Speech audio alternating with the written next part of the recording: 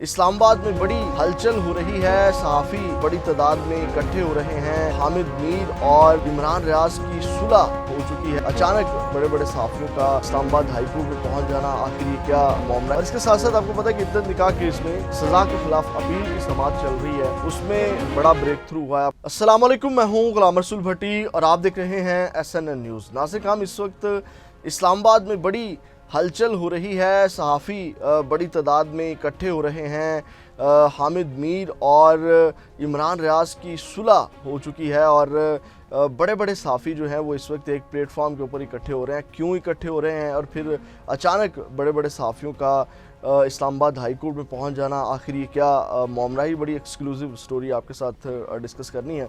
और इसके साथ साथ आपको पता है कि इद्दत निकाह केस में जो सज़ा के ख़िलाफ़ अपील की समाअत चल रही है, उसमें बड़ा ब्रेक थ्रू हुआ है। आपको पता है कि ख़ावर मानिका साहब जो हैं वो गायब थे और नहीं समाअतों के ऊपर आ रहे थे और आज अचानक वो पहुँचे और पहुँचकर उन्होंने अदालत में क्या कारनामा सर अंजाम दिया और फिर सलमान अकरम राजा और उनमें लड़ाई हुई, इसके ऊपर बात करेंगे। लेकिन सबसे पहले यही टॉपिक डिस्कस कर लेते हैं जो ख़ावर मानिका वाला, जो इद्दत निकाह केस वाला है।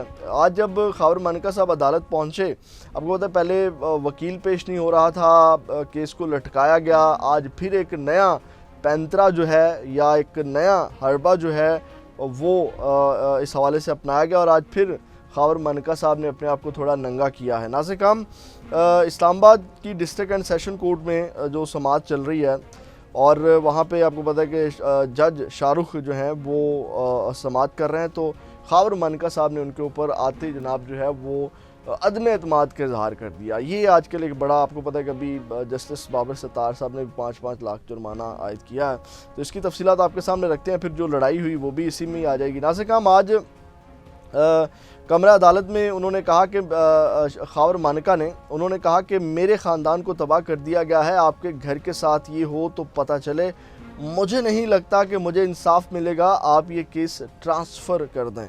उसके ऊपर जो है वो जज शाहरुख ने उनसे सवाल किया कि आपने ये कैसे सोच लिया, क्या कोई सबूत है या मैं PTI के लिए हमदर्दी दिखाता हूँ, अदालत में हूँ, आप बताएं मुझ पर क्या इल्ज़ाम है। मेरे 21 साल कैरियर में पहली बार मुझ पर एतराज़ आयद हुआ, यानी कि ख़ावर मानिका साहब बिला जवाज़ी, जी मेरा घर तबाह हो गया और जनाब मैं आप ये केस ट्रांसफ़र कर दें। केस लटकाना होता है मकसद। और उसके बाद नाज़रीन, हम जो वकील सलमान अकरम राजा हैं बानी PTI के, उन्होंने जज साहब से मुकालमा करते हुए कहा कि ये शर्मनाक है, आप पर प्रेशर डालने की कोशिश है, आप इनकी बात नोट कर लें, इनका झूठ बढ़ता जा रहा है, कल मुझे भी कब्र में जाना है।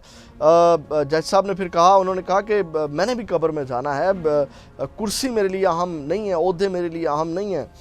उन्होंने मुकालमा करते हुए उन्होंने कहा कि इतनी देर से क्यों आए हो। इसके ऊपर ख़ावर जो सलमान अकरम राजा हैं उन्होंने ख़ावर मानिका से मुतल्लिक़ कहा कि ये बंदा झूठा है, इंतहाई झूठा है।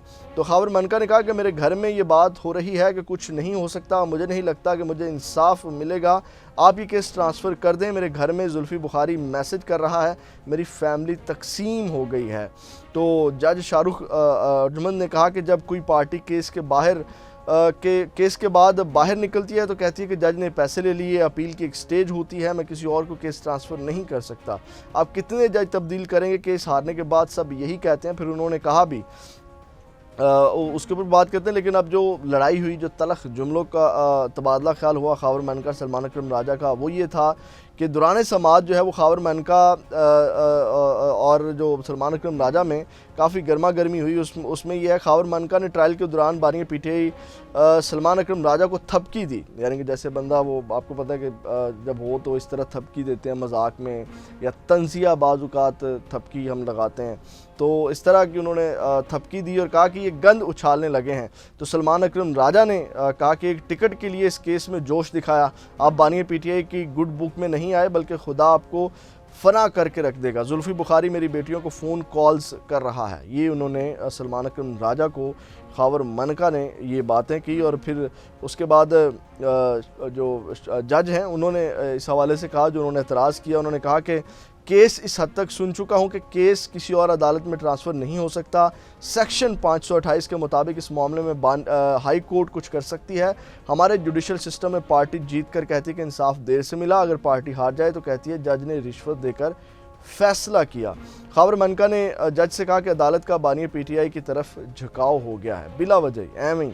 तो उसके ऊपर अदालत ने उस्मान रियाज गुल एडवोकेट को सेक्शन 528 और 526 पढ़ने की हिदायत की और उसके ऊपर जिसके बाद पीटीआई के वकील उस्मान रियाज गुल ने सेक्शन 528 और 526 अदालत के सामने पढ़ी।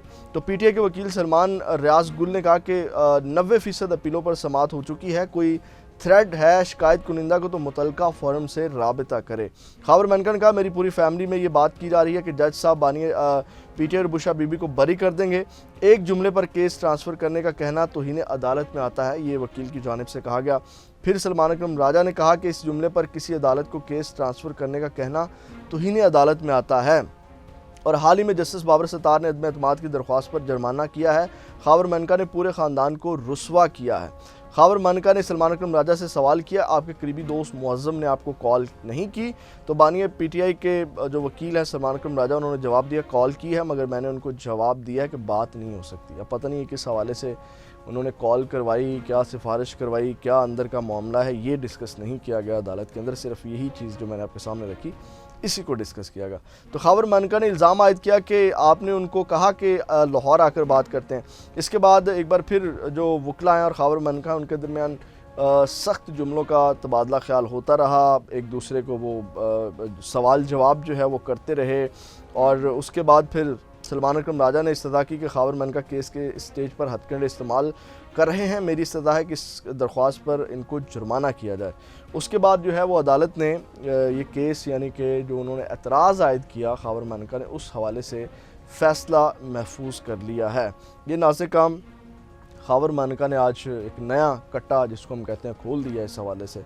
दूसरी जानिब नाज़े काम जो आपको पता है कि बुशरा बीबी के हवाले से कि अदालत में एक दरख्वास्त कही हुई है कि जनाब उनको बनी गाला से निकाल करके अडयाला जेल शिफ्ट किया जाए। तो उनके वकला जो हैं वो इस हवाले से अक्सर गायब रहते हैं। आज फिर जो है इस हवाले से जब समाअत थी तो जो वकील हैं सलमान गुल वो नहीं पहुंचे, शायद वो यही केस जिसकी मैंने अभी आपके सामने इद्दत में निकाह केस वाला जो मामला है वहाँ पेश हुए थे, तो वो अदालत नहीं पहुँचे। तो इस हवाले से वहाँ पे भी सर्दी गर्मी हुई और जो अदालत है वो बरहम हुई उनकी अदम हाज़िरी पर। और जस्टिस हसन गुल औरंगज़ेब ने कहा कि फिर कह रहा हूँ कि दोनों अतराफ़ अदालत के साथ सियासत खेल रही हैं, दोनों फ्रीकैन की इस्तदा है कि मज़ीद कुछ दिन का वक्त दे दिया जाए। स्टेट कौंसिल ने ये कहा। स्टेट कौंसिल की जानिब से कहा गया कि हमारी बातचीत चल रही है, उम्मीद है जल्द एग्रीमेंट हो जाएगा। और जस्टिस मियां गुल हसन औरंगज़ेब हैरानी से इस्तफसार उन्होंने किया कि एग्रीमेंट यानी कि इसका मतलब है कि कोई बातचीत चल रही है, कोई पस पर्दा गुफ्तगू चल रही है जनाब, को मामलात हम आपस में जो डिस्कस वो करना चाह रहे हैं। उसके बाद उन्होंने कहा कि ये रिट फाइल करते हैं, जब देखते हैं रिलीफ मिलने लगा तो फिर खेल शुरू कर देते हैं, आप लोग भी कुछ नहीं कर सकते। जस्टिस मियां गुल हसन औरंगज़ेब का स्टेट कौंसिल से मुकालमा, उस्मान गुल इद्दत निकाह केस में डिस्ट्रिक्ट कोर्ट में है इसलिए यहाँ पेश नहीं हो सकते, जैसे मैंने भी आपको बताया कि वो। और उसके बाद 2 मई तक जो है वो समाअत मुलतवी कर दी गई। नाज़े काम अब आते हैं सहाफ़ियों वाला जो मामला है, सहाफ़ियों के जो इकट्ठ वाला मामला है। ये बड़ी एक एक्सक्लूसिव स्टोरी है। आपको पता है कि जो इमरान रियाज के साथ हुआ, हामिद मीर साहब को ख़दशात हैं, थ्रेट्स हैं। हामिद मीर साहब आपको पता है कि इस वक्त जिस तरह खुल करके बोल रहे हैं या चीज़ों को हक़ाइक़ के ऊपर बात करते हैं, तो हाल ही में इमरान रियाज ने उनसे इज़हार यकजहती भी किया और मुलाकात भी हुई। एक तस्वीर बड़ी वायरल हो रही है इमरान रियाज और हामिद मीर की। असल में नाज़िर काम अदालत क्यों पहुँचे उसके ऊपर बात करते हैं, लेकिन सबसे पहले मैं आपको ये बता दूँ कि बिल आखिर एक बड़ा अच्छा स्टेप लिया जा रहा है सहाफ़ियों की जानिब से और एंकर्स की जानिब से। एक तो सहाफ़ी होते हैं, एक एंकर्स होते हैं, इनमें ज़रा फ़र्क होता है, उसके ऊपर बाद में बात करेंगे। जितने भी सीनियर एंकर्स हैं उन्होंने ये फ़ैसला किया है कि जनाब हम जो है कब तक इस तरह जो है वो तकसीम दर तकसीम रहेंगे, एक बड़ी तंजीम हमारी होनी चाहिए ताकि जब भी कोई किसी के साथ मसला बने तो उसके लिए एक प्लेटफॉर्म हो या उसके लिए कोई आवाज़ उठाने वाला हो, तो उसके लिए हमें मुत्तहिद होने की ज़रूरत है, जिसके लिए बड़ी तादाद में सहाफ़ियों का इकट्ठ हो गया है। ये एक तंजीम कह लें कि एक बनने जा रही है और उसका नाम भी हो सकता है कोई अनाउंस हो जाए आने वाले दिनों में, लेकिन उसमें बड़े बड़े नाम शामिल हैं, हामिद मीर, इमरान रियाज, काशिफ अब्बासी, आमिर मतीन और इस तरह के बड़े बड़े नाम। अब ये एक तो इकट्ठ हो गया। अब इसके बाद आपको पता है कि अरशद शरीफ वाला केस जो है सुप्रीम कोर्ट ने असखुद नोटिस लिया, लेकिन वो असखुद नोटिस जो है वो पता नहीं लेकर के उन्होंने किस कोने में रख दिया है, उसकी समझ नहीं आई। तो आज बड़ी तादाद जो है वो इमरान रियाज़ और हामिद मीर समेत उसमें काफ़ी जो लोग हैं वो वहाँ पे हामिद मीर, इमरान रियाज़ और श्रीज़ादा, सदीक जान, आरफा नूर, एहतशाम अब्बासी, हुसैन चौधरी, कुछ डिजिटल के लोग भी हैं, अदरीस अब्बासी, ये लोग जो हैं वो आज इस्लामाबाद हाई कोर्ट में पहुँचे।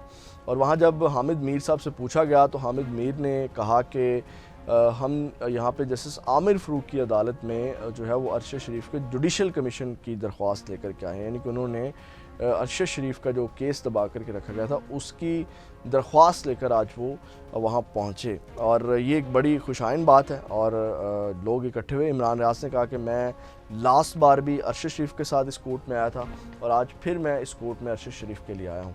तो अरशद शरीफ के लिए, और अब ये आपको पता है कि बड़ी हलचल है, इससे किन लोगों को तकलीफ़ होगी या किन लोगों ने पहले भी इसके ऊपर पेशरफ्त नहीं होने दी, ये अब बहुत बड़ी ख़बर है। ये जो बहुत बड़ा इकट्ठ हो रहा है और हामिद मीर ने कहा कि अभी सरप्राइज़ इस हवाले से आएंगे, ये जो इकट्ठ हो रहा है सहाफ़ियों का और ये जो जिस तरह तकसीम करके एक क़ुव्वत जो है वो सहाफ़ियों को इस्तेमाल कर रही थी, अब जो है मेरा ख़्याल है उनका ये आखिरी हथियार भी उनके हाथ से जाने वाला कि सहाफ़ियों को तकसीम करके इस्तेमाल करो और उसके बाद जो है वो टिशू की तरह सहाफ़ियों को इस्तेमाल करने के बाद फेंक दो। तो ये एक सहाफ़ियों का इकट्ठ हुआ और इस वजह से अदालत पहुँचे। अपना बहुत ज़्यादा ख्याल रखिएगा।